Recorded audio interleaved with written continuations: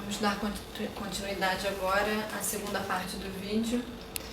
Vou passar a palavra para a Thalita. Eu gostaria de também dar continuidade ao que nós estamos falando. E a família, ela precisa entender um pouco o que significa a palavra assistido. Quer dizer, é obrigação da família cuidar dessa criança. Nós vamos falar em seguida de como cuidar dessa criança. Mas, em geral, a família procura estar presente em todos os momentos da vida dessa criança. Agora, o que é importante é a família pensar que a criança tem uma vida e o adulto tem outra vida. Mas se houver irmãos, cada um vai ter uma vida. E isso é a complexidade de uma família. Agora, você está assistindo uma criança, você tem que pensar que aquela criança tem que ser observada naquilo que é bom para ela. E isso ela vai demonstrar nos gestos dela, na calma dela, no sorriso dela, no olhar dela, como nós já falamos. O estar assistido não é estar fazendo por ela, não é estar pegando nela o tempo inteiro, não é estar vestindo, não é estar... É estar acompanhando. Ah, mas ela é muito pequena, não sabe o que faz.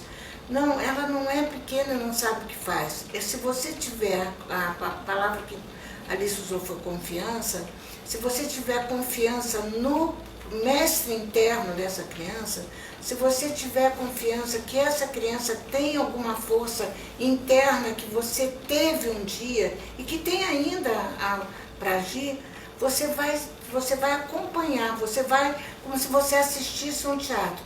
Eu sou um produtor, eu sou um dirigente, e é uma peça que acontece ali. Eu só vou interferir se for necessário. Se for necessário alguma coisa, algum retoque.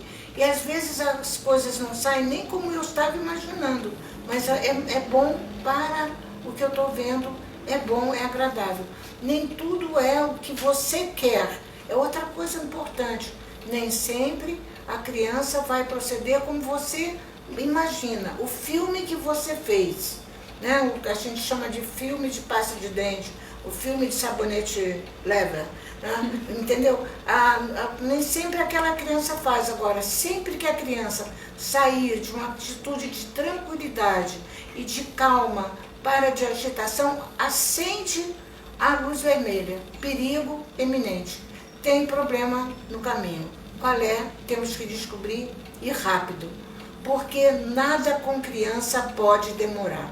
Porque quando você olhar seu filho adolescente e você perdeu todos esses anos da vida dele. Né? A teoria é, se você tiver, acompanhe agora, tira do seu tempo. O problema não é quantidade de tempo, o problema é qualidade de tempo. E pensar assim, ele é, como é que eu chamei? Eu chamei de Mário. Então Mário é Mário, eu sou Thalita. Então Mário tem um comportamento, Thalita tem outro. Então, é interessante que Thalita e Mário se encontrem e possam conviver. Tem que pensar que aquela criança veio para aquele mundo, não só para esse mundo, mas sim para que você chegasse também ao mundo dela, porque é diferente. Os interesses são diferentes, as maturidades são diferentes, e você precisa olhar essa criança assim, o que ela quer me dizer? O que ela está sentindo? Cada gesto nosso, cada gesto da pessoa humana significa uma coisa, e você tem que interpretar. Então, assistir não é dar roupa bonita, até sorvete bonito, o doce bonito, o cinema bonito, não é isso. Não é levar o médico. Assistir não significa isso. Eu não toquei no psiquismo dela. Eu preciso que ela seja segura, que ela tenha autoconfiança, que ela descubra que ela tem um poder interno muito grande, que não é o poder externo que ela tenta usar. Né? E aí eu gostaria que você falasse exatamente do que seria a criança desse período, né? Feliz, integrada e forte. Isso tudo que você está dizendo seria como Montessori chamou de fato ser uma ajuda à vida, né? De ser um amor à vida dessa criança, e todas as intervenções serem como uma ajuda. Quando você fala de ser ajuda à vida, você está dizendo que ele já tem alguma coisa dentro dele que é muito forte, que você precisa confiar, e você vai estar ali auxiliando aqui, né? Quando a gente fala de uma criança que chega aos 3 anos, né, com toda a potencialidade que ela precisa, e para isso a Montessori dizia que ela precisava estar feliz, integrada e forte, né? Esse feliz, primeiramente, seria a criança psiquicamente saudável. Né? Tranquila. Tranquila, o que a gente chama dentro do método de normalizada. O que seria isso, né? Essa criança inicialmente não pode ser um transtorno para a família. E às vezes essa criança é um transtorno sem a família perceber que ela está sendo um transtorno, né? Como assim?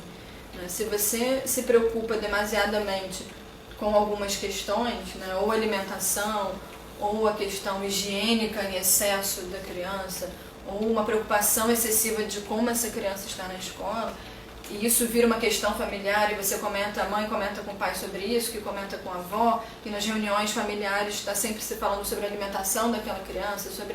A criança vai percebendo que o lugar dela é um lugar de preocupação. Claro que você tem que ter um cuidado, né? Cada criança em cada idade exige um cuidado específico, físico mesmo. Mas ela não pode perceber que ela é um excesso de preocupação em determinados pontos, senão ela realmente vai se sentir um ser externo a esse jogo familiar, como a Thalita estava dizendo. Então, se a mãe ou o pai ou a avó deixam de viver essa vida, né, como ser, como indivíduo, para começar a se preocupar de maneira excessiva com essa criança, a criança percebe que alguma coisa saiu do lugar por conta dela. Então ela começa a entrar nessa família de uma maneira que não é saudável psiquicamente. Então, assim, ela vai uma se criança disso, inclusive. Inclusive, uma criança que tem esse desenvolvimento feliz é a criança que faz parte desse jogo familiar de uma maneira tranquila, né? Entendendo que assim como a mãe tem questões, ela também tem questões, o irmão vai ter questões, o pai vai ter questões, e isso tudo vai entrar numa dinâmica. O que acontece quando a criança é bebê, que isso fica com um foco tão enorme, né? E a criança começa a sentir que a culpa é dela também, de maneira extremamente subjetiva. Então, assim, essa criança precisa estar sendo vista, né? Ter uma troca possível para ela. Porque a questão, por exemplo, de higiene de alimentação é uma preocupação do adulto que tem que existir. Mas ela não consegue fazer parte dessa preocupação, ela consegue fazer parte justamente dessa troca. Então, essa felicidade para ela não está se ela recebeu naquele dia a comida mais adequada, mas sim se essa mãe fez a troca, fez o movimento de acolhimento, se o pai chegou e falou, se o pai se interessou, né, o que ela fez, se ela estava feliz, se o pai se interessou com a mãe e essa criança viu que os dois também estão felizes apesar dela, né? Se essa criança foi até o pai retribuiu, o pai não estava no celular fazendo outra coisa, deu uma olhadinha e comentou com a mãe, quando olhou para a criança comentou que a blusa estava suja, ao invés de comentar olha como ele está hoje, hoje ele está mais animado, hoje ele conseguiu andar até ali, ontem ele não tinha feito. Então essa criança vai crescendo feliz nesse ambiente saudável familiar, né? Esse vai outro levar ponto. Isso para a escola. Vai levar isso para a escola, vai conseguir dividir e vai saber que enquanto ele estiver na escola não tem uma casa que não está bem ou que de repente com a saída dele ficou bem. Porque os pais estavam tão preocupados se ele dormiu ou não dormiu, que talvez ele saindo, ele acha que a casa está mais feliz sem ele, então ele vai chorar na escola porque ele precisa voltar para não ser esquecido. Então, assim, isso tudo inconscientemente a criança levanta essas hipóteses. Não é racional, mas isso vai ficando encarnado nela, né? E ele vai carregar isso por muito tempo. Esse outro ponto, né, desse ser integrado é um ponto bastante complexo, né? Porque a gente tem a integração psíquica, que vem também dessa felicidade e dessa estrutura familiar, que é importantíssima, né? Uma criança não se desenvolve bem sem uma estrutura familiar saudável, sem uma escola que ofereça um ambiente saudável para ela. Mas tem a integração também, que hoje é o que a gente observa nas escolas, que é um ponto talvez de maior preocupação. As crianças não estão chegando integradas de uma maneira com a mente e com o corpo integrados. O que tem acontecido e que a gente tem visto com muita frequência? essa criança é hiperestimulada, né? A gente fala, como a Thalita estava dizendo, vamos estimular, como se tivesse algo para ser estimulado. E não. Treinado, como essa criança já tem tudo pronto, ela só precisa desenvolver aquilo. Então existe uma hiperestimulação, principalmente mental e cognitiva. Vai botar o vídeo, vai botar o tablet, vai contar, já vai falar as cores. A criança tem 6 meses, já está falando as cores, já está falando com ela, já está nomeando tudo, né? Então tem um estímulo extremamente desnecessário para essa fase de 0 a 3, e o corpo da criança está ficando cada vez mais inerte, porque existe um boom de aparatos materiais para dar conta dessa criança, para essa criança incomodar menos, né? Então, assim, você coloca num bebê conforto porque não tem um lugar para ela ficar adequada, então é melhor ela estar no bebê conforto em cima da mesa. Você tem um bebê conforto agora que mexe sozinho, canta musiquinha e tem móvel, então a criança consegue ficar ali. Então, ou ela está inerte, e se tem musiquinha e tem estímulo visual, ela está inerte e está com o cérebro sendo hiperestimulado. Essa criança chega na escola totalmente desintegrada. Ela chega muito agitada e muito ansiosa, porque a mente funciona num nível que não era para estar, né? Porque, na verdade, esse movimento tem que ser o contrário. O movimento tem que estimular essa mente, né, nessa idade. Então, se ela engatinha, se ela pega uma coisa, se ela vai... Essa cor do que ela caminhou e buscou, Montessori fala muito disso. O que precede o cognitivo é o movimento, né, nessa idade. Então, se a criança caminhou e foi até lá e viu a cor e o adulto deu a resposta, viu que ela foi e buscou e falou a cor, aquilo faz sentido e aquilo, essa conexão, ela se torna forte e ela se torna tranquila para a criança. É diferente da criança ver um vídeo que uma musiquinha vai mostrar todas as cores e ela está com o corpo inerte, esse corpo não está fazendo o movimento junto. Então, uma criança que chega agitada, que não percebe o espaço, que não percebe o entorno, mas de repente ela para e conta até 15 com 2 anos. Que necessidade, todo mundo, e a família começa a dar o retorno, nossa, olha como ele é inteligente, ele já fala até 15.